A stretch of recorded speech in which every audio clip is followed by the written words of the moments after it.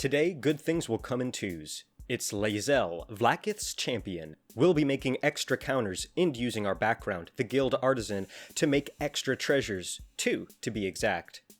Join me as we deep dive into this 100 card commander deck. This time, I've broken the deck down into creatures and non-creature spells in each of the 2 colors. At the end, we'll cover the multicolor cards, special lands, and artifacts. Looks like it's time to pounce.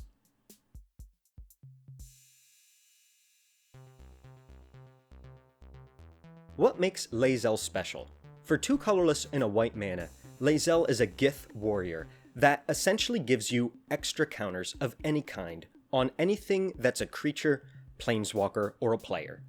The text is a little confusing, but it says if you would put 1 or more counters on a creature or planeswalker you control or on yourself, put that many +1 of each of those kind of counters on that permanent or player instead. This means anytime a card says put a 1/1 counter, death touch, menace, shield counter on a thing, you can put 1 more of those, as long as it's a creature, planeswalker, or player.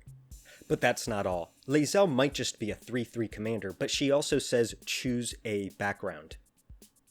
Background is a new mechanic introduced in Baldur's Gate that, similar to Friends Forever or Partner With, allows you to have more than 1 commander in the command zone. However, this commander must be a background, which is a legendary enchantment type, rather than being a creature type. The one I've chosen is Guild Artisan for 1 colorless and a red. This means I can put any white or red colors into the deck, even though the original commander is monocolored. In addition, you can have other backgrounds in the 99 of your deck, and this one could be on the battlefield, waiting for your commander to come on, or even after your commander is removed. Guild Artisan says, commander creatures you own have, whenever this creature attacks a player, if no opponent has more life than that player, you create 2 treasure tokens. This incentivizes you to attack the player with the most life. If no other player in the game, not including you, has more life than them, you'll get rewarded. This is also useful in smaller games. If people are eliminated in a 4-person commander game, or if you're only doing a 1v1 or 3-person format, you can take advantage of this much easier, as it doesn't include you in the people that may or may not have more life than the target of your creature's attack. The one limitation on this, of course, is that only your commander can allow this to occur. You must continue to attack, and Lae'zel's only a 3/3. Protecting Lae'zel and allowing her to stay on the battlefield so she can attack as many times as possible will be one of the main goals of the deck. On top of that, because she's 3 CMC or mana value, we'll want to find ways to cut into the mana curve, have low-cost cards to allow us to do as many other things as possible, and protect her almost every turn. Okay, time to get into the 99. First, we're going to cover creatures in planes. To keep things simple, I've organized each category in order of mana value, then in order of rarity. I'm also using the artwork that most closely resembles the card I'm reading from. However, I'll also be showing alternative artworks from the most recent sets that are easy to acquire in your local game store. Without further delay, first up is Codespell Cleric. For 1 white, this is a human cleric 1/1 with vigilance. It also says, when Codespell Cleric enters the battlefield, if it was the 2nd spell you cast this turn, put a 1/1 counter on target creature. This is a great entry point to understand the theme of this deck. First off, we know that when that 1/1 counter triggers, it'll happen twice and give us 2 1/1 counters on any target creature, not just this one. However, we see there's another interesting clue about how this deck is meant to function. If it was the 2nd spell cast this turn. As I said before, we want to keep the curve as low as possible so we'll be able to play a 2nd spell, such as the commander, or an instant or sorcery that can re-trigger counters or give us blinks or protections for when we're going to combat. Vigilance is also a nice keyword to have in a deck where we'll be keeping people on the battlefield for as long as possible and trying to bolster them and use them as defenders until our commander can attack. We don't always need to be swinging with a full board in this deck when we know our treasures will let us sneak in with a win con rather than having to continuously ping for 1 or 2 at a time. Next up, another 1 mana value card, Star Pupil. It's a white mana for a human wizard 0/0, but it enters the battlefield with a 1/1 counter on it, with a commander that will be 2, and when it dies, put its counters on target creature you control, which means that you can put whatever counters this creature has, including any others it's collected, on target creature you control, any of the counters that are on it, of any type. This is a wonderful sponge to suck up any instance, sorceries, or other triggers that you have, because you know that not only will those work, they will be multiplied whenever this creature dies. Very cool, doesn't really seem so powerful on the surface, and if you play it early in the game, you'll have a huge level of impact. And every turn it gives you another outlet to put counters on. One of the main decisions you'll have to make when playing this deck is where do those 1/1 or other counters go, and how do you get the most out of them when you know your commander might be coming and going until you get to a sweet spot in the mana curve. Here, not only can we recycle counters, if we can re-trigger his enter the battlefield effect by blinking him, we can get some sneaky benefits at the last second. Next up, we have Stonerise Spirit for 1 colorless and a white. It's a spirit bird for 1/2 that has flying. What's really awesome is it's a common with the following ability. 4 colorless, anytime, no taps, exile a card from your graveyard. Target creature gains flying until end of turn. This has won me the game. Being able to give any creature on your battlefield flying until end of turn is essentially a white combat trick. This can give the blessing of flying to anyone you want as long as you have enough cards in your graveyard. Because of that, it's better to have it medium to end of game, but early game, it doesn't hurt either. Next, Skyclave Cleric. For 1 colorless and a white, this is a core cleric, 1/3. When it enters the battlefield, you gain 2 life. What's great about this is on the back, it has a tap land. I do really like the 2-sided cards with a creature on one side. Sometimes it's better to just have 2 untapped lands on both sides, but here, in this case, for the deck where we want middle and early game low-cost cards, this meshes very well. Next, we have our first classic of the deck, Serra Avenger. For 2 white mana, it's an angel, 3/3, and you can't cast it during your first, second, or third turns of the game, but it has flying and vigilance, just a white staple card. This fits very cleanly into the deck. As a card like Codespell Cleric demonstrated, we want to have mana to go around. We want to be able to cast multiple spells on a turn, have a low curve, and be able to keep playing things like this 2 mana card, even on the 4th or later turn of the game. Sometimes that might not seem good in a commander game, where sometimes by the 4th or 5th turn you could be on the precipice of victory. Here, you could still be on the threshold, but using Serra Avenger with a bunch of buffs to achieve your victory. Next, we have Flaming Fist Officer for 2 colorless and a white. It's a 2/2 gnome soldier. Whenever another creature you control leaves the battlefield, put a 1/1 counter on Flaming Fist Officer. Incredible synergy to have on the board. It's just a common from Baldur's Gate. I think this is wonderful. You put it in there and you'll always get 2 counters, maybe you'll get more. This is bread and butter for our counter-based deck. It's not too expensive, it's only 1 white pip, and it means every time a creature enters the battlefield, you'll automatically be getting bonuses. Our deck is based around defense and protection. We don't want to be attacking with anyone besides our commander and our death pieces. So this is going to stay there, multiply the counters, and protect itself. Next, we have a vehicle, Imperial Recovery Unit. For 2 colorless and a white, whenever Recovery Unit attacks, return target creature or vehicle card with mana value 2 or less from your graveyard to your hand, and it has Crew 2. The way Crew works is you can tap any number of creatures at just about any time, even if they have summoning sickness, in order to put them into this vehicle as long as the total power of all those creatures is equal to 2 or greater. This also has 3 attack and 4 toughness, so it represents both a little bit of graveyard recovery and also a very nice way to keep your counters on the existing creatures and still attack or defend and bounce things around rather than putting your main pieces potentially in harm's way. Now, it's worth noting that we don't quite focus on vehicles in this deck, and so we'll mostly get the value out of return target creature with mana value 2 or less to your hand, but that could be something that people can inject into this deck if they have more in their collection. Next, we have a very scary card, Slith Ascendant, for 1 colorless and 2 white mana. It's a Slith 1/1 with flying. Whenever it deals combat damage to a player, put a 1/1 counter on it. This is our first aggressive card, a card that says, I want to attack as often as possible, and you'll get benefits from doing so. Admittedly, you'll want your commander or you'll want other tricks up your sleeve before swinging. This feels like a great flying card to have in the deck in sort of the mirror image of the cards we saw previously. Those cards benefited from other creatures dying or from playing more defensively. Here we have some diversity, a way to get rewarded, get more counters, but for being more on the aggressive side, for doing things that your opponent will have to be prepared for instead of just constantly wailing on you. Next, we have Dueling Coach for 3 colorless and a white, a human monk 2/2. When Dueling Coach enters the battlefield, put a 1/1 counter on target creature. Then, it has an activated ability for 4 colorless and a white, tap it, put a 1/1 counter on each creature you control with a 1/1 counter on it. Because the cost for the ability in the card itself is relatively high, wait to play this until later on in the game. Use it as an engine when you have little else in your hand to shut everything down. Not only will you be strengthening creatures that should already be powerful, considering they already have 1/1 counters on them, you'll be doing it double time. And if you have ways to untap this card, or if you're untapping it every turn and you're electing to do this every turn, this is never going to end. It represents a huge dice to removal type target that your opponents will be distracted from.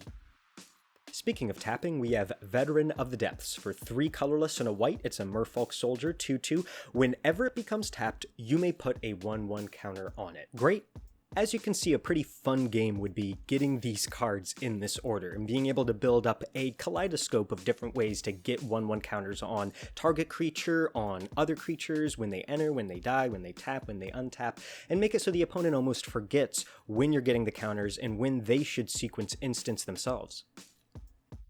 And finally, our final card in this category of white creatures, we have Victory's Envoy for 3 colorless, white. It's a 3/3 human cleric. At the beginning of your upkeep, put a 1/1 counter on each other creature you control. Wow, you'd almost expect this to be an enchantment, but no, it's a creature, and it gives you an extraordinary benefit. At that mana cost, you'd expect to see this towards the end of the game, when you've been able to play Guild Artisan and use those treasures perhaps to increase the playability of a 5 mana card. With that being said, I think this fits in anywhere when you can afford it. Even though late games, when some of the most exciting things can happen, this needs multiple turns to happen. So it's a very creative and exciting card to have, even if you get it a little early.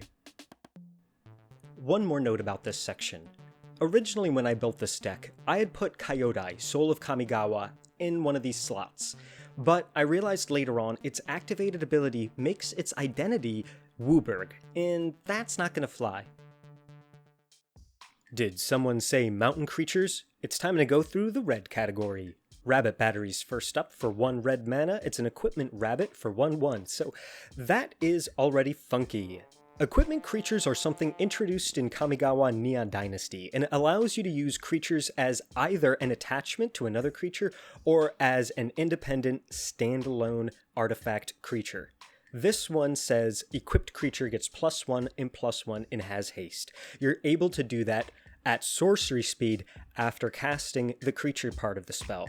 In my opinion, the best benefit of using equipment creatures is the fact that once they're equipped, it says this isn't a creature, and thus, if the equipped creature dies, this returns to the battlefield already ready to go as a hasty 1/1 creature. This is most likely a welcome addition in most red decks that like a low mana curve, but it also finds a nice home here. Because Rabbit Battery is a creature, we can use the Imperial Recovery unit to return this to our hand, something you wouldn't get if it was just a normal equipment. Next up, we have Reinforced Ronin for 1 red mana, a 2/2 human samurai artifact creature with haste. At the beginning of your end step, return Reinforced Ronin to its owner's hand. Then, channel 1 colorless and a red, discard Reinforced Ronin, draw a card. This is something that works in a clever way. Most of the cards in this deck distribute counters, but many of them can do that based on a creature entering the battlefield trigger, or you might not have that card ready to go, and thus returning this to your hand gives you some wiggle room, some stalling, where you can attack, return it, and prevent it from being removed, and still get additional triggers when those are in play. With Channel, this card becomes another great low mana curve red staple. You can use it as a early game creature to do some damage, mid game to stall until you get that right piece into play, and then late game just discard it and draw a card, a sacrifice you're willing to make since it's just a hasty 2/2. And the Imperial Recovery unit can still return this, as it has a very low mana value and it is still a creature. Next, we have Akki Ronin. For 1 colorless and a red, it's a Goblin Samurai 1/3. Whenever a Samurai or Warrior you control attacks alone, you may discard a card. If you do, draw a card. The 2 creatures that come to mind are, of course, the Ronin himself and Lae'zel, our commander, who is a Gith warrior. And our deck is focused on attacking with only 1 or 2 creatures a turn at most. This means that most turns, when we're already going to be attacking with Lae'zel, we can now draw a card. This is red, draw with a catch. The sacrifice of having to discard a card is most likely going to be worth it. In addition, I do appreciate that it's a May ability, since the cost for drawing is to discard a card from your hand, which you might not want to do every time you attack. Next up, we have Upriser Renegade, a 1 colorless and red for a human samurai 1/3. Upriser Renegade gets +2/+0 for each other modified creature you control. The modified keyword, I believe, is new in Neon Dynasty, and it works well with Lae'zel, who's always going to be looking for counters regardless. And with cards like Rabbit Bunny in our deck, we have a versatile way to get equipments and modified creatures onto the board in order to buff things up either at the last minute or as a permanent way to create ever-increasing barriers to entry for your battlefield. One small note I'd like to make here is, similar to vehicles, I don't have that many cards in my collection that I'd like to use that cares about the modified keyword. As more sets come out, I do see more modified and vehicle synergies that could make this exciting to upgrade, and I'm looking forward to seeing what can happen as we improve this deck in the future. Next up, we have my second favorite card in the deck, Lizard Blades, for 1 colorless and a red. It's an artifact creature equipment lizard 1/1 with double strike. Its reconfigure cost is 2, and it gives that equipped creature double strike. This is phenomenal, mostly because it's so hard to remove. Unless somebody already has equipment or artifact-based removal, you'll most likely permanently equip this to a creature. Its reconfigure cost has no color requirement, and if you cast this for 2, you'll have to the subsequent turn, or ideally the turn you play this, in order to move it around. Double Strike is an effective way to use any existing counters or benefits that are on a creature. Death Touch, Lifelink, other things can be beneficial, but Double Strike truly fits in with the number 2 theme of the deck. This time, actually multiplying by 2, instead of just adding 1. Next up, we have Conspiracy Theorist for 1 colorless and a red. It's a human shaman 2/2. Whenever it attacks, you may pay 1 and discard a card. If you do, draw a card. Whenever you discard 1 or more non-land cards, you may exile 1 of them from your graveyard. If you do, you may cast it this turn. That's the important part. Card draw is nice. Being able to do it every turn when you attack, being one of those 1 or 2 people you are dedicating to attack each turn in this deck, again, this sounds like a nice, essential piece to have on your board. The best part is that when you discard cards, not just because of its own ability, you can then exile and cast them during that turn. Red is going to consistently have ways to discard cards most of the time in order to draw more. This means that cost is no longer in place. Now whenever you discard a card, you may elect to exile it and still use it for that turn. Now a Thrill of Possibility, for example, which we will be seeing later on in this deck, now that card you discard is going right back into play. You get to choose the card, and you can carefully choose one that you'll still be able to play. Now you've just eliminated the sacrifice that usually comes with playing Impulsive Draw in red. Next, we have another Kamigawa card. We have tons of fun samurais and Kamigawa specials in this deck. This one is Peerless Samurai for 2 colorless and a red. It's a human samurai, 2/3 with Menace. Whenever a samurai or warrior you control attacks alone, the next spell you cast this turn costs 1 less to cast. Most of the time, that's the benefit you're looking for. You'll be attacking with your Gith warrior, Lae'zel, or you'll be using this, once it has some counters on it, to swing in and force 2 of the defending opponent's creatures to block. This is spicy. As we saw with the Akki Ronin, you can use the Peerless Samurai himself or Lae'zel in order to trigger this cost reduction effect, and so I suggest either alternating or relying on the commander once the game gets into flow. Next up, we have Grinning Ignus for 2 colorless and a red, an elemental 2/2. Its ability is 1 red mana, return Grinning Ignus to its owner's hand. Add 2 colorless mana in a red mana, activate only as a sorcery. There are many applications for this card's ability. You give the mana to the Ignus and it holds onto it for you. Later on, you give it 1, it gives you its complete casting cost back. And if you don't have that much mana in play, that many lands to tap, this extends the amount of lands you normally have, allowing you to play higher CMC cards on your turn.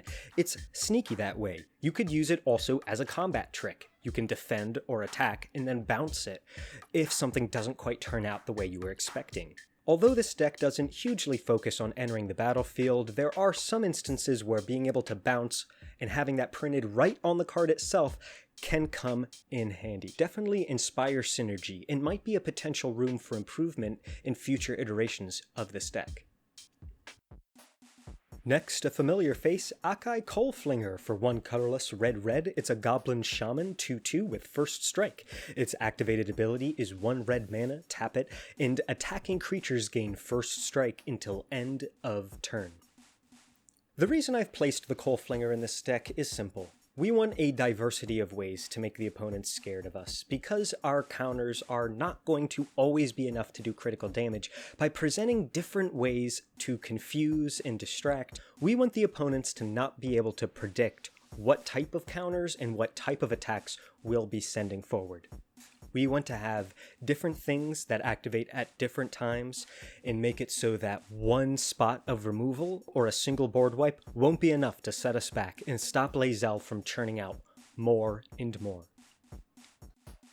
Next up, we have Heiko Yamazaki, the General, for 3 colorless and a red. It's a human samurai, legendary creature, 3/3 with trample, and it has whenever a samurai or warrior you control attacks alone, familiar, you may cast target artifact card from your graveyard this turn. Another beautiful secret synergy with the equipment creatures we have, like the Rabbit Battery. And on top of that, this and the Imperial Recovery Unit are like a tag team. They'll allow you to start dumping out the cards from your graveyard and start using them over again. This is nice because you don't want to get too attached to the cards in this deck. Because you're forced to normally attack with at least 1 or 2 of them, you can't expect them to hang around, and you'll want to find a way to bring them back, even if we don't have the graveyard's best friend, the color black. And next up, speaking of artifacts, we have Twinshot Sniper for 3 colorless and a red. It's an artifact creature, Goblin Archer, 2/3. It has reach. Can I just say, it's great to see some flying action going on finally, and it says when it enters the battlefield, it deals 2 damage to any target. Never hurts to have a little spot of removal. Then, its channel ability is 1 colorless and a red. To discard it, it deals 2 damage to any target. This card feels like a nice, basic building block in the deck. You can use its artifactness to bring it back from the graveyard, hopefully. You can use its channel, enter the battlefield effect, in order to help you out in some limited situations. And because it's going to sit there with reach, and it doesn't necessarily have flying, it'll prioritize and subtly hint that load this guy up and keep him around as a blocker. He's not a samurai, he's not a warrior, so you're not going to get those when a samurai or warrior attacks alone triggers. Ultimately, I do wish that ability was stronger. I feel like the power level on this card is just shy of where I'd want it to be, but it's nice to have it in this deck and it feels right at home along the other artifact creatures. In the penultimate card in this category, we have Efreet Flamepainter for 3 colorless and a red. It's an Efreet Shaman 1/4 with double strike. When it deals combat damage to a player, you may cast target instant or sorcery card from your graveyard without paying its mana cost. If that spell would be put into your graveyard, exile it instead. Absolutely killer. We've already discussed how Double Strike is helpful, and this card being in a deck that cares about adding counters and buffing creatures up, particularly with instants and sorceries, we should see some clockwork-like movement with this particular card. This should be a win condition in many situations. I highly recommend waiting until you have plenty of mana available to cast this and get the most out of its ability. Perhaps you can even give it haste with something like the Rabbit Bunny. You can see how much I'm mentioning that card and how much I like it. And because Efreet Flamepainter is a 1/4 for 4, you'll probably need to wait in order to buff it up and protect it, whether you're using its ability or not. One side note, this is another reason why vehicles are nice to have and could be a potential room for upgrade in this deck. If a card like this has summoning sickness and you still want to be able to do something with it, but you don't have haste, having a vehicle this could crew, even if it's only got 1 attack or maybe just 1/1/1 counter on it, that still feels effective and it still feels like you're getting a lot from each turn that it's in play. And for the last card in this red creature category, we have Thundering Raiju for 2 colorless red. It's a spirit 3/3 with haste. Whenever it attacks, put a 1/1 counter on target creature you control. Then it deals X damage to each opponent, where X is the number of modified creatures you control other than Thundering Raiju. Absolutely brilliant. Every turn you'll be able to create a modified creature, and it'll automatically deal damage to every opponent. Problem though is that with haste and nothing else as a keyword ability on this card, attacking's a little risky. You'll need to have some other things in mind in order to let it through. However, I do think at 4, 2 mana restricted, but 4 mana cost, this is worthwhile, and if it's our most expensive red creature, I'm all for it.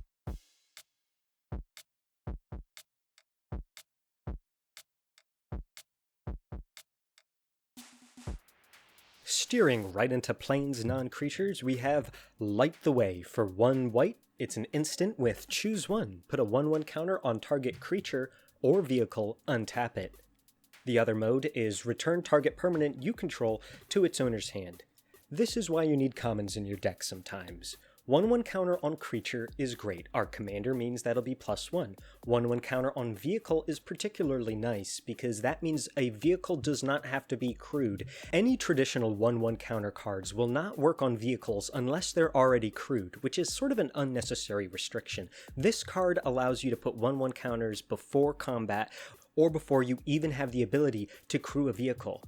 Next, this card untaps whatever creature or vehicle you're buffing. Now, you can use this card for combat or on an opponent's turn at instant speed as a blocker. We're not even done. The final thing Light the Way lets you do is return target permanent you control to its owner's hand. This is a blink. We've talked before about the benefits of blinking in order to save or re-trigger certain abilities. Here, we have a permanent restriction. That's a very good one. That essentially means no restriction. You can return lands, creatures, artifacts, enchantments, anything in Magic. The only thing you can't return is a spell, of course. That is a pretty niche thing to do, though. I love that one card that does do that, though. That is a cool ability, though, but okay. And yes, that means that you could return a double-sided card to your hand and then play the other side of it. One more little benefit. Next, we have Regent's Authority for 1 white mana. An instant, target creature gets +2/+2 until end of turn. If it's an enchantment creature or legendary creature, instead put a 1/1 counter on it and it gets 1/1 until end of turn. You would definitely want to use that second clause. Enchantment creatures, of which there are a few in this deck. Another room for improvement, potentially, if your collection has a lot of Theros Beyond Death, for example. But that 1/1 counter, always working for your commander. That's a nice given. That sometimes is a life-saving opportunity, but sometimes with the recursion we have with instants and sorceries in your graveyard, it should feel like a good use of your mana early on in the game. Next, we have Guiding Voice for 1 white mana, a sorcery. Put a 1/1 counter on target creature, and learn. Here we have a good example of both the minor restrictions you normally get with a 1/1 counter card, but we get some added benefit with the ability to learn, which implies in Commander you'll be discarding to draw, since having a sideboard with your lessons is not technically Commander legal. Long story short, as we saw before, discarding opens up some gentle synergies with the Conspiracy Theorist, and having some card draw printed on a 1-mana card in white at common level feels like a solid concrete foundation that we can build everything else on top of. Next, we have Bandage for 1 white mana, an instant that says prevent the next 1 damage that would be dealt to target creature or player this turn. Draw a card. I really like the instant speed 1 mana nature of this, especially in white. You would expect something in blue to have this level of reliability. You can even use this as a red style combat trick to save a creature at the last second that would normally be destroyed. I don't expect it to come up very often, but I highly await the exciting time when you can play Bandage, actually save a creature, draw a card on your opponent's turn rather than on your own turn. Next we have Defiant Strike, 1 white mana for an instant. Target creature gets +1/+0 until end of turn. Draw a card. I see this as exactly the same level of benefit that you'll have from Bandage, except on the opposite side. This is a cutesy little combat trick for the most part. However, again, we're trying to keep our things on the board for as long as possible, and because this gives us maybe that 1+, that 1 aggressiveness that we need, so that people either don't want to block, or if we're having to attack to trigger, let's say, the Guild Artisan, and we have 1 extra attack, which means that if they do choose to block, their blockers will die, then we'll get some extra bonuses, 2 or 3 at least, because we'll be drawing the card. Maybe we'll be able to cast that as well this turn, since we're only using 1 mana for this whole exchange, and there's 2 treasures again from the Guild Artisan's activated effect. Next, we have Angelic Gift for 1 colorless in a white. It's an enchantment aura. Enchant creature. Whenever it enters the battlefield, draw a card. Enchanted creature has flying. Not much else to say about this. I like very low mana cost card draw cards because it feels like you're getting a refund for that card draw. This will stay on the battlefield and perpetually give whatever it's enchanting flying. I highly suggest putting it on one of those staples, especially one of those staples that has to attack. Besides that, again, this is a common heavy section of the deck, and I really do think that this deck is full of very cheap cards, as well as somewhat more expensive cards, much more than we saw in the previous video, which link to the description below if you haven't seen it. That's about Zagreus, where each card in that deck is below $1 if you wanted to buy it right now on a website like tcgplayer.com. Next up, we have Greatsword of Tyr for 1 colorless in a white. It's an artifact equipment. Very good card. I very much think this is one of the best commons in the deck, which is saying something. Whenever equipped creature attacks, put a 1/1 counter on it and tap up to 1 target creature defending player controls. Its equip cost is 1 white mana. So I'd say that 1 white mana is supposed to be a little scary. Oh, what if you don't have the right color identity to do it at the right time? But since it's triggering on attack step and it's generating 1/1 counters, which is a permanent effect, you really don't have to worry about that cost. I think you're going to keep this on 1 creature. In fact, you'll probably think of this as a 3 CMC card instead of 2, because you'll want to put it right onto, let's say, a commander, so that when you're getting that 1 treasure, you're already getting the equipment cost if you need to reattach it. Being able to tap up to 1 target creature defending player controls is one of the most valuable effects in the deck. Again, this allows us to sink in for whatever damage we need and trigger things off of the many cards in the deck that require the commander or other cards to attack in order to generate counters. Very little downside to this card, and because it's an artifact, you'll be able to bring it back, perhaps. Because it's an equipment, it'll stay around even if those creatures die, and you can equip them when they're played later on. Very well-rounded, very solid, sort of represents the white color of this deck. Next, we have Otherworldly Journey for 1 colorless in a white. It's an instant arcane. Remove target creature from the game. At end of turn, return that creature to play under its owner's control with a 1/1 counter on it. So it's a blink until end of turn, so that's important. You could potentially blink your opponents if that is a super scary attacker and you're about to die. However, you normally would never do that, as you get the 1/1 counter, and with your commander, that'll be 2. And on top of that, if there's any enchantments that are on them, those will shed off. If there's combat damage on them, that'll shed off. If there's something that's going to remove it, that'll shed off, like a murder, for example. So this is a white protection card that is going to get you a lot of distance, even if your commander's not out there. I mean, even if you can't multiply that 1/1 counter, I still think that you'll love to have this waiting in your hand as a reaction to anything that your opponents do. Next, we have Show of Confidence for 1 colorless and a white. It's an instant. When you cast this spell, copy it. For each other instant and sorcery spell you've cast this turn, you may choose new targets for the copies. Put a 1/1 counter on target creature. It gains vigilance until end of turn. So you'll be able to put 1/1 counters based on how many spells that you've cast that turn. As one of the pillars of our deck is to cast multiple spells per turn, this should be an easy get, and you'll be distributing Vigilance along with those 1/1 counters, which means playing it on your turn or your opponent's turn is probably a good move. Either way, very nice. Being able to choose new targets for the copies, again, means that you're distributing these to multiple creatures if you want. Next up, we have Noble Heritage, 1 colorless and a white. It's a legendary enchantment background, but it's in the 99, so random luck on getting that. It says, commander creatures you own have, when this creature enters the battlefield and at the beginning of your upkeep, each player may put 2 1/1 counters on a creature they control. For each opponent who does, you gain protection from that player until your next turn. This is phenomenal. Admittedly, every upkeep it's going to trigger, and you might not want it to stick around for that long, so be cautious when playing it, but I love that compromise, because if somebody else elects to distribute 1/1 counters, first of all, with your commander, they'll be getting less every time, right? If you get to put 2 1/1 counters, that's going to be 3 1/1 counters instead, and they're always going to be putting 2, and on top of that, that protection means that you'll just elect to attack them next turn, and you'll be able to get all these treasures, most likely some extra card draw or some extra casts on that turn, and that might make up for it. In fact, you might end up removing this enchantment itself. You might end up doing something to this enchantment after a couple turns because you'll have those answers. You'll have some treasures stockpiled, and you won't feel so bad about, wasting maybe a limited removal on it.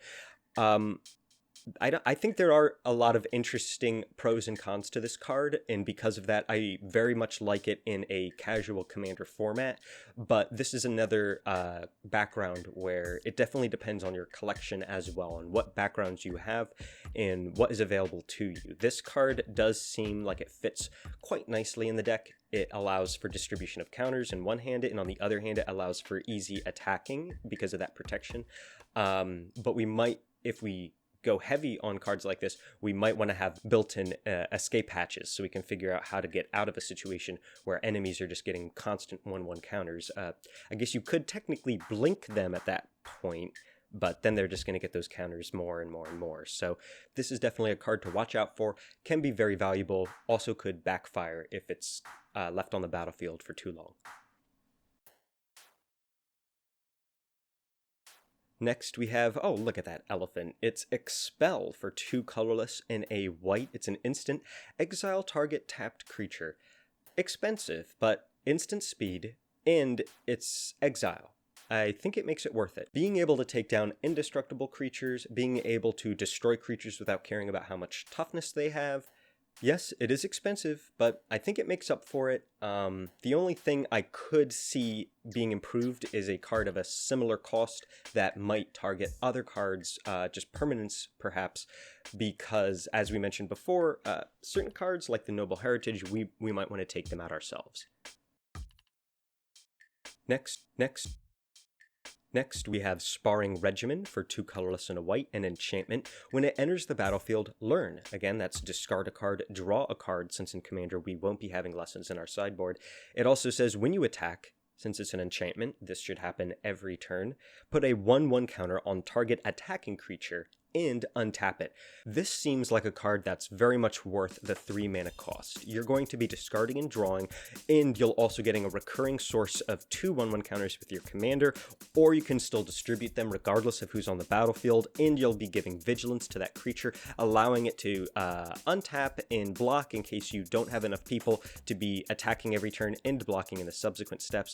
Very much feels like a well-rounded card that doesn't have downsides, unlike the last few we were looking at. Next, we have Concerted Effort for 2 colorless, white. It's an enchantment. At the beginning of each player's upkeep, all creatures you control gain flying until end of turn, if a creature you control has flying. But wait, the same is true for Fear, First Strike, Double Strike, Landwalk, Protection, Trample, and Vigilance. What a game winner. We've already seen instances of several of those keywords across the deck, and this is going to last for as long as the game does until someone else finds enchantment removal. Every player's turn, all your creatures will gain the blessings that each of the other has. Whatever keywords essentially are featured in this deck, besides perhaps Menace. This is a great way to fortify your battlefield and get close to that win of the game. Next, we have Citadel Siege, again 2 colorless, white for an enchantment. As it enters the battlefield, choose Khans or Dragons. This will change the mode that this card operates on every turn. So if you choose Khans at the beginning of combat on your turn, put 2 1/1 counters on target creature you control. This, along with any of those other cards we just saw that let you put 1/1 counters on consistently, sounds very powerful. The next option is Dragons. At the beginning of combat on each opponent's turn, tap target creature that player controls. So if you're not able to swing in, or if you need extra treasure, you have that side, that mode of the card as well, which feels equally valuable because if you already have that previous card, Concerted Effort, or a different way to constantly get 1/1 counters on, you might not want to become the arch enemy of the table. You might not want to become the person that has 1 or 2 creatures that are 20/20s. That is not necessarily the way to win this game, and so being able to tap and generate mana instead might be equally valuable depending on where you are in the strategy. And our final white card in this category, we have Day of Judgment. Again, 2 colorless, white for a mythic sorcery. Destroy all creatures. A board wipe. If you need it, you got it. You don't want to have to use it, particularly because there's no way to save your own creatures. However, we've seen a couple other ways you can save things, and your commander and background are relatively cheap, which means that since they are the core of your deck engine, per se, you can play this and then cast those, maybe with some treasure in your back pocket. And that's a wrap for the white non-creature cards.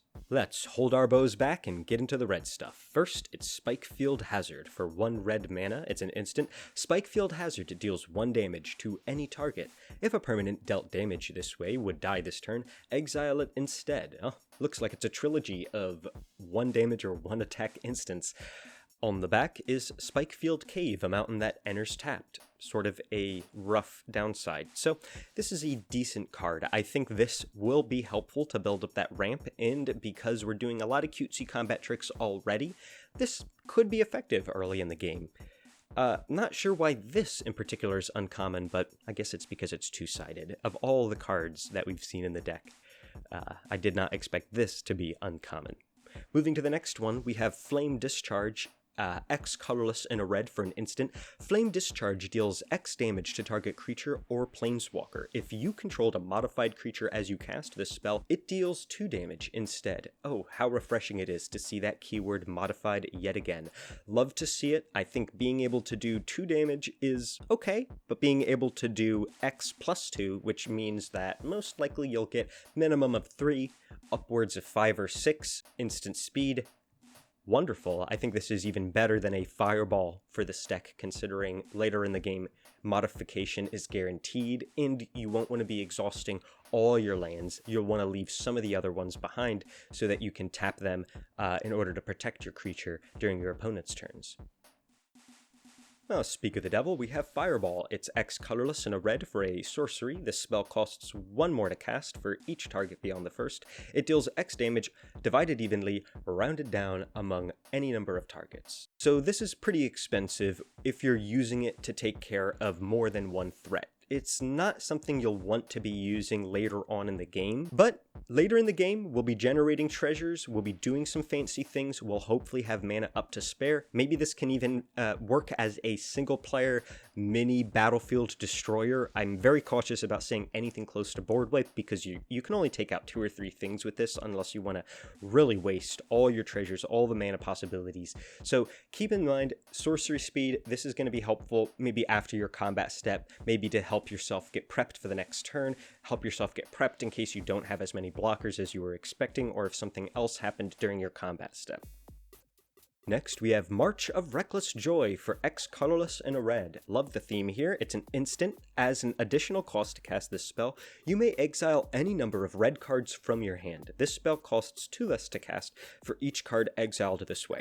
So that's a choice. You don't have to do that. Just a cool way to buff up the castability of the card, even though it's a multicolored deck. I think that's pretty solid. Exile the top X cards of your library. You may play up to 2 of those cards until the end of your next turn. Until the end of your next turn. So you'll have an extra turn. It's not till this turn, it's till the next turn. And you can do it for 1 if you just want 1 card to draw for 2 mana. Not the worst at instant speed, but, I mean, so nice. It feels better than discarding, because if you're playing this at a certain point when you have 5 mana open, let's say for example, most of the cards in this deck are very low cost. So exiling 3 or 4 cards, maybe you'll get a land, maybe you'll get 1 win con, and then you'll get a couple cheap things in between. That seems great. That seems totally worthwhile. And because it says play, it doesn't say cast, you can still play that land as long as you haven't done a land for turn. So that is a small downside.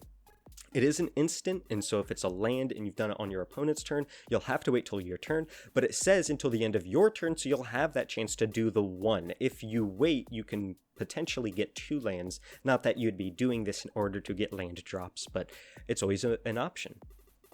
Okay, let's go right into Thrill of Possibility. It's 1 colorless and a red for an instant. You know it, you love it. As an additional cost to cast a spell, discard a card, draw 2 cards. We saw it coming. Very nice, very solid. What else can we say about it? And believe it or not, we're already at the final red card in this category. It's Tempered in Solitude, 1 colorless and a red for an enchantment. Whenever a creature you control attacks alone, that's going to happen a lot, exile the top card of your library. You may play that card this turn.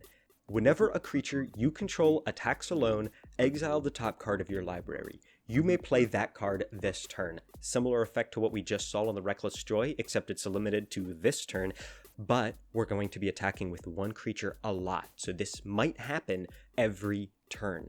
Such a sweet spot. It's a little tough, but with your background, you know the treasure will make this worth your while. Sometimes this might feel like a toss-up, but remember, we have the guild Artisan. If our commander is the one attacking, we'll get the treasure to ideally cast the card that we're drawing right away. And peering into the multicolored cards, we start off with Boros Guildmage for 2 Boros. It's either 2 red, 2 white, or any combo of the 2. It's a human wizard, 2/2, with the activated abilities 1 colorless and a red for target creature gains haste until end of turn, and 1 colorless and a white for target creature gains first strike until end of turn. Very valuable. What a superb piece to have on your battlefield to really protect who you need when you need it. You don't have to activate those abilities until the last second. There is no tapping required, and there is no restriction that only 1 creature or 1 use of those abilities may happen per turn. At 2 cost, it seems very affordable. Yes, playing it in the early game's a little risky. At a 2/2, just giving it first strike or haste might not be enough to get through once or twice, but you'll have it there to buff up everyone else. Once you have, let's say, 4 mana, this is an easy play, and you'll want to do it right away, since it's only going to be useful as long as you don't have too many creatures out there or people have seen it in action for long enough. Next up, we have Boros Swiftblade for 1 red and a white. It's a human soldier, 1/2, with double strike. I love seeing double strike printed on a card, as potentially we'll be able to use concerted effort to distribute that to everyone. But regardless, having a 1/2 as a base, and then you can buff it up with all of the existing protection encounters in the deck, that's nice. It's cheap, and it's something that really gets exponentially better as long as it stays on the board. Next, we have Sky Knight Vanguard for 1 red and a white. It's a human knight, 1/2 with flying. Whenever it attacks, create a 1/1 white soldier creature token that's tapped and attacking. This is great. Having a factory to churn out more tokens, that'll give you more targets, so you're not just giving all your counters to one thing, but also a renewable source of blockers is essential. You'll need this later on in the game if you don't already have enough disposable creatures, since we don't have as much bring creature back from the graveyard as you would would like, especially for the higher mana value cards we'll be getting to soon. Overall, I think this card is very affordable at just 2 mana value. I think having a flyer who creates more bodies is nice. The only thing I wish for this card is that it had a warrior creature type, or a little bit more intrinsic synergy beyond the fact that it's another source of the flying keyword, but I'll let it go. Next up, we have Sky Knight Legionnaire for 1 colorless, red-white. It's a creature human knight, flying haste, 2/2. A basic, well-rounded creature. Like the card, not that much that you gain from it, but it's something to just slot into that 3 mana spot in the curve. But we'll definitely need as many bodies as we can get for a low cost in this deck. I think 3 mana is a nice sweet spot where it still feels pretty cheap, even though, yeah, it would be nice to perhaps have one more ability. Perhaps a card like this at a higher level than common could be better. But again, this is the common appreciation video. And now for something completely different, we have Rizona, a Sari commander. 1 colorless, red and a white for, indeed, a Sari commander. She's legendary, a human samurai, 3/3 with haste. It's a little bit wacky, so when it attacks, when it does combat damage to a player, if it doesn't have an indestructible counter on it, put an indestructible counter on it. Whenever combat damage is dealt to you, as a player, remove an indestructible counter from Rizona. Very funky card. I'm not sure exactly why it exists, but with our commander in mind, we'll be able to give 2 indestructible counters whenever that trigger goes off, whenever we do combat damage. Yeah, this is not a warrior, so we're not getting the ultimate warrior synergies, but having 2 indestructible counters on them, and then only one of them gets removed when combat damage is dealt, meaning they'll still be one behind normally, that's a fun thing to do. That's a fun place to put, again, more protection and benefits that we'll be getting from instants and sorceries throughout the deck. This is a nice base to build on top of. Can you believe it? We're already at the last multicolored card. It's a big one. It's Velomachus Lorehold, 5 colorless, red, white for a legendary creature. Elder Dragon, this one's from Strixhaven. Flying, vigilance, haste. Whenever Velomachus Lorehold attacks, look at the top 7 cards of your library. You may cast an instant or sorcery spell with mana value less than or equal to Velomachus Lorehold's power from among them without paying its mana cost. Put the rest on the bottom of your library in a random order. So you don't even discard. And honestly, it might be better if you discard for our deck, but this is a 5/5. That means when it attacks, you'll be looking at the top 7 cards, and any instants or sorceries that are 5 or less, you can cast 1 for free. That's very nice. It's flying, vigilance, haste. So again, we'll need blockers, and this with vigilance will remain a blocker. This has flying and haste, meaning we don't have to wait, and it's a little easier to get that trigger off in 1 turn before someone finds a way to get rid of it. This is a nasty card, a great win condition card. At 5 attack and a normal game of Commander, you're already going to be getting some decent instants and sorceries, but we have a lot that have a colorless X in their mana cost. So if you're able to buff this card up and get it even higher, you could do some game-ending stuff just with the free mana cost off the top. What a scary Elder Dragon. Putting our multicolored creatures aside, we enter into the world of artifacts. Yes, we have some pure colorless artifacts in this deck. Starting with Iron Apprentice. For 1 colorless, it's a construct artifact creature, 0/0, and it enters the battlefield with a 1/1 counter on it. When it dies, if it had counters on it, put those counters on target creature you control. That's right, put. That is nice. This is a bank to hold onto your counters and give them out later on in the game. Makes you feel like your engine is just humming along. Next up, jumping way up to the 4 mana value, we have Tawashi Guidebot. It's an artifact creature construct, 2/1. When it enters the battlefield, put a 1/1 counter on target creature you control. Simple and effective. It also has 4 mana, tap, draw a card. This ability costs 1 less to activate for each modified creature you control. Absolutely brilliant towards the end of the game. Admittedly, it's a 2/1, so playing it later in the game feels a little naughty, but I do like it, and I like being naughty in these commander decks, putting a card that's going to be saucy and draw a little bit of attention, and certainly, why would you remove this? It does give you a free card every turn, considering we have ways to give counters just about every turn, but hey, look at these other scary things. Look at my Elder Dragon. Next, we have Clockwork Vorak for 5 colorless. It's an artifact creature beast for 0/0. It has trample, and it comes into play with 4 1/1 counters already on it. Whenever it attacks or blocks, remove a 1/1 counter from it at the end of combat. Tap it at any time, though, and put a 1/1 counter on Clockwork Vorak. Lovely. So when you attack or block, you remove 1. When you tap it with your commander, you add 2. So instead of having the usual consequence of 1 turn to do this and 1 turn to wait, this can be accelerated. In fact, I highly recommend waiting and using this as a near win condition, as it'll start with 4 counters on it.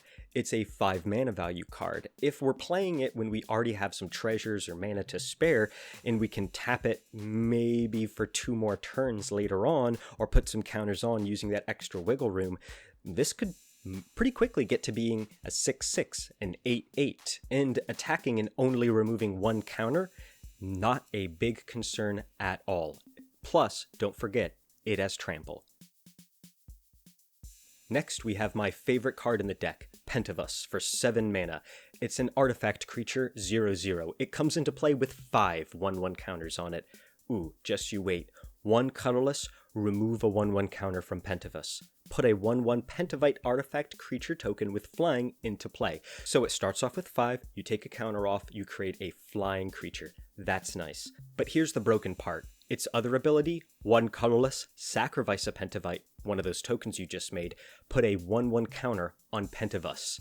That means if we pay 1 mana to create a Pentavite, then pay 1 mana, sacrifice it, we'll put 2 1/1 counters on it. Then we can pay 2 mana, create 2 Pentavites, sacrifice them with 2 mana, then create 4 1/1 counters. This is extraordinary. When you have 7 mana, this literally is out of control. I can't wait until you get to see this on a commander table with this deck.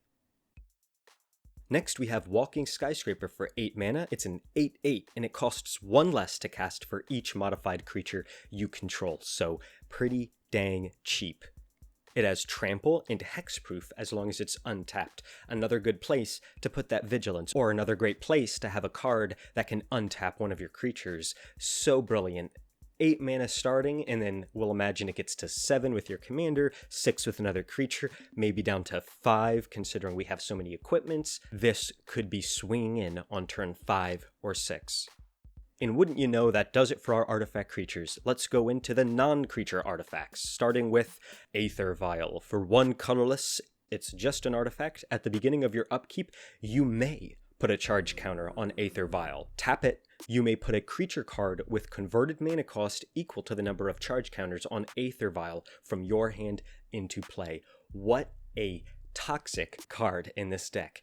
Because of the May ability on your upkeep, and because the commander allows you to put 2 instead of 1/1 counters, you can be almost surgically precise with what you're looking to get out of this card. If you lock this in at 2 counters, and then you can cast 1 2 CMC creature card every turn for free, that's nice. But later on in the game, if you have a restriction, or if there's a problem in your curve, you can target this to 3, 4, something even higher, and then tap it for a game-winning Pentavus or something like that.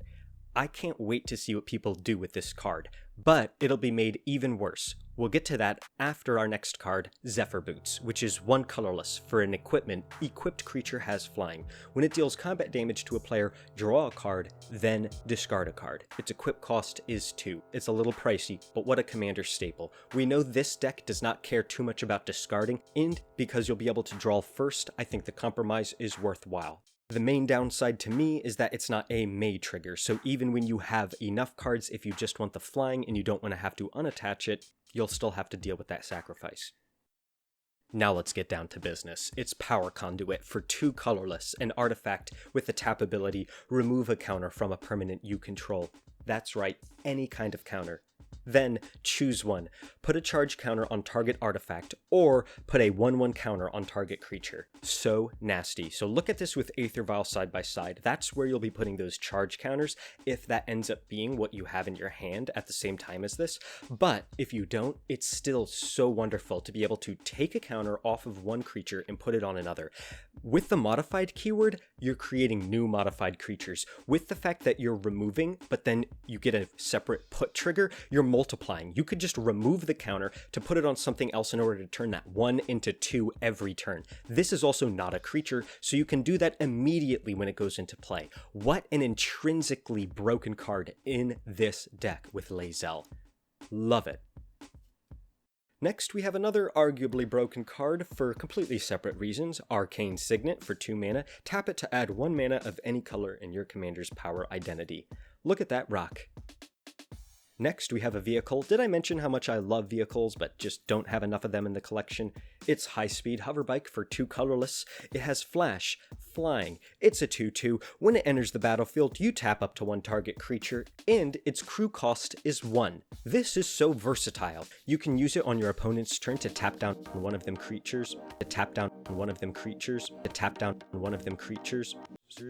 You can use it on your opponent's turn to tap down one of their creatures when you don't have a different answer. You don't need to crew it, it only needs to enter the battlefield for that to come into effect, but you can still use its flying and crew ability to turn one of your weak creatures, or even a powerful creature, into a disposable one with flying. It's a 2 mana value artifact, meaning its graveyard replayability is pretty high, and ultimately you're not going to feel bad when it leaves the battlefield, considering it doesn't have built-in counter synergies, it just has a really nice middle of the road, I help everybody out synergy.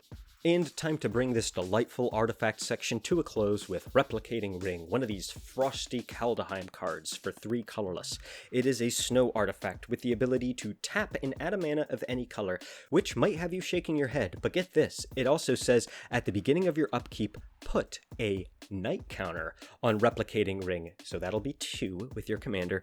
Then if it has 8 or more night counters on it, so that will only be 4 turns with the commander, remove all of them and create 8 colorless snow artifact tokens named Replicating Ring with tap to add 1 mana of any color. This is so fun in Commander. A game when you know you'll be lasting for more than 4 turns, this is sweet to have.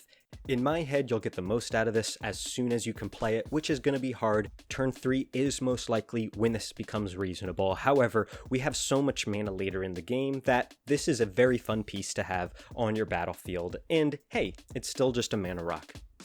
And don't go anywhere, we have quite a few special lands to cover.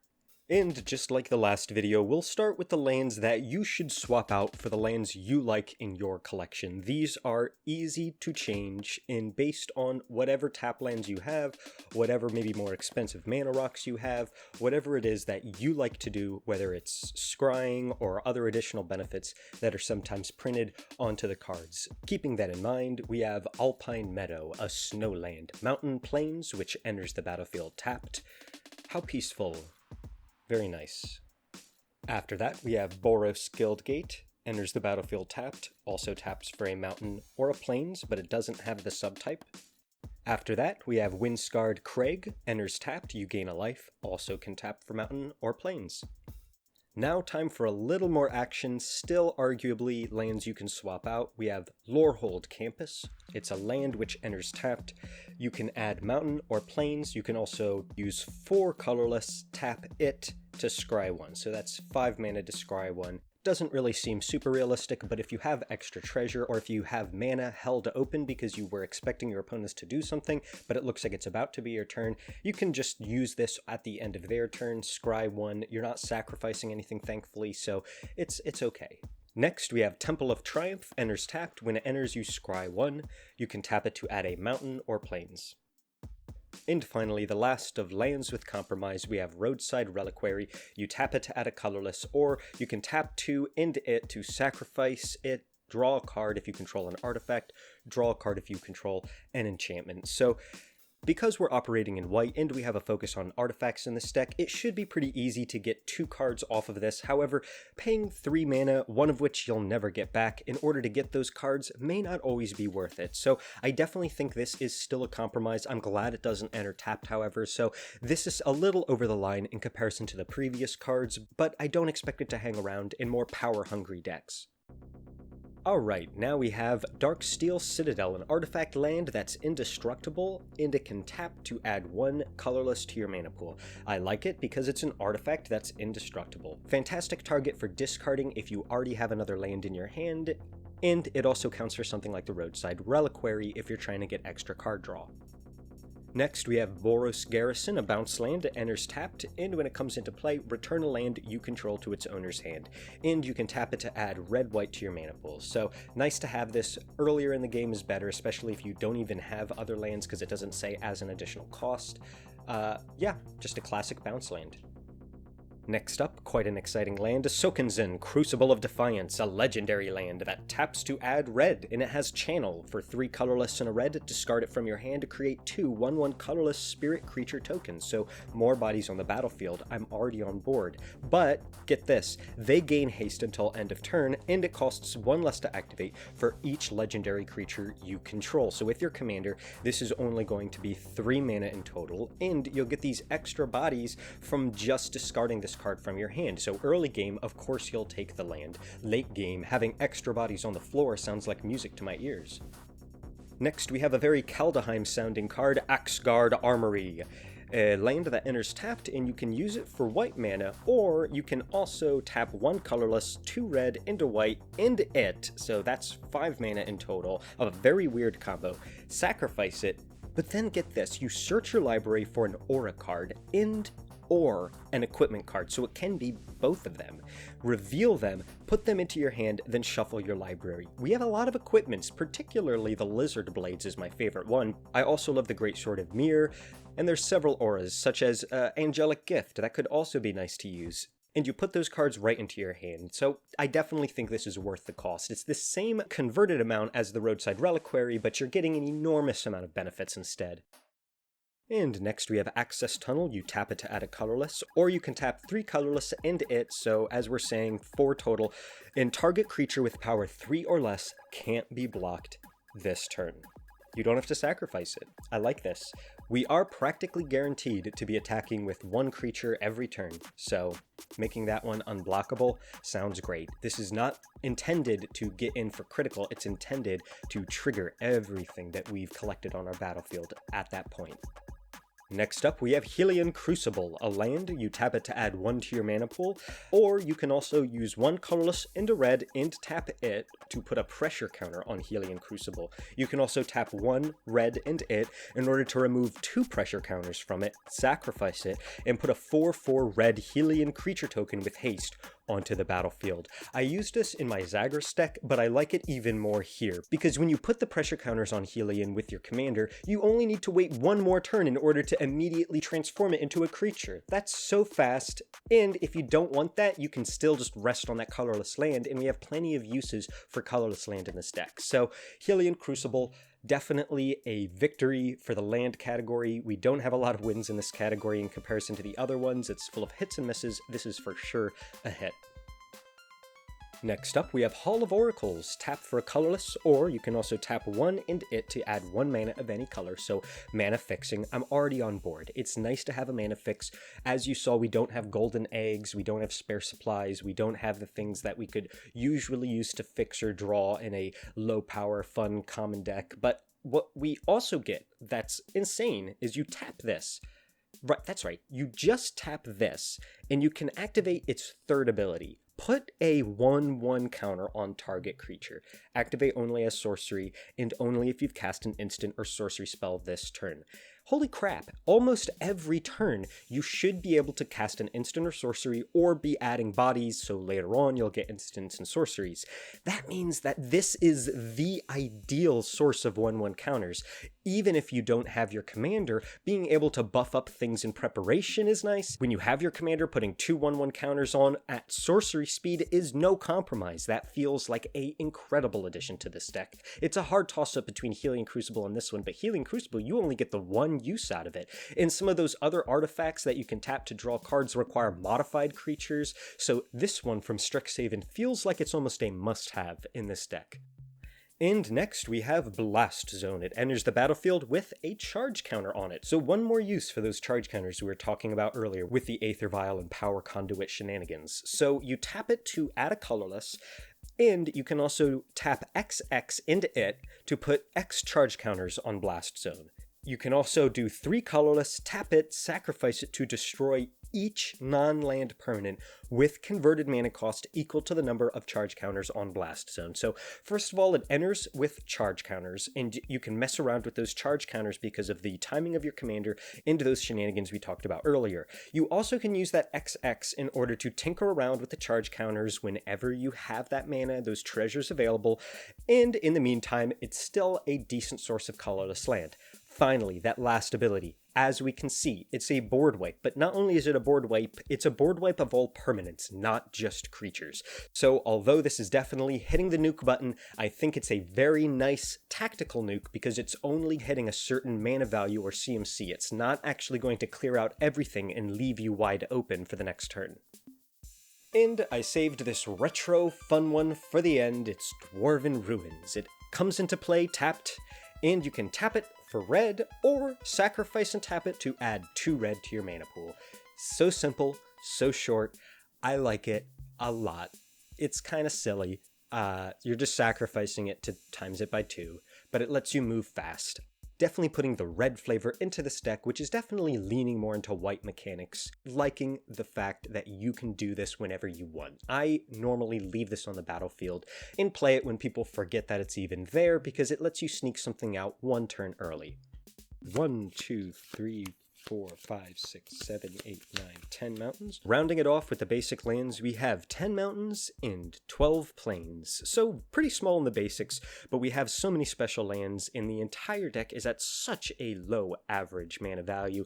I have no doubt that this deck will move along smoothly. That's just one of the many benefits you get from using the Commander background pairing. With these 2 crucial cards always in the command zone, you can put them into play and have faith. This engine's always there, ready to start up. That about does it for this walk through Lae'zel, Vlaakith's champion. Thanks for coming by, and don't forget to leave a comment below on suggestions for the next video and highlights on your favorite cards from the deck. I'd also really appreciate it if you could like the video, hit the bell, do any of the things you can to share this amongst your friends. I also have a Patreon where I'm now previewing the videos a week or so in advance. I'll also be doing some behind-the-scenes things as the audience grows, so don't be afraid to also reach out to me there or via Twitter anytime. This has been Icy Funiculator, Lae'zel. See you next time.